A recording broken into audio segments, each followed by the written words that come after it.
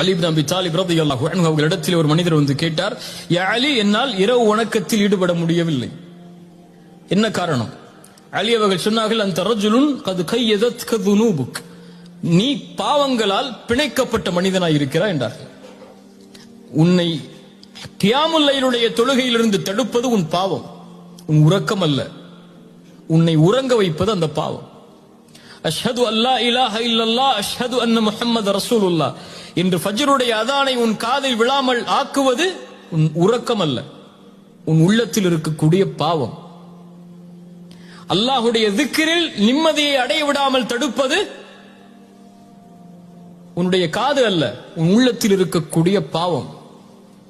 உலக வாழ்வில் எது நடந்தாலும் இறைவனிடமிருந்து அது உன்னை தூரமாக்கினால் நீயாக தூரமாகவில்லை, உன் உள்ளத்தில் இருக்கக்கூடிய பாவம் அல்லாஹ்வுடைய அருளை தடுக்கிறது. பாவத்திலிருந்து விடுபடாத வரை சோதனையிலிருந்து விடுபட முடியாது.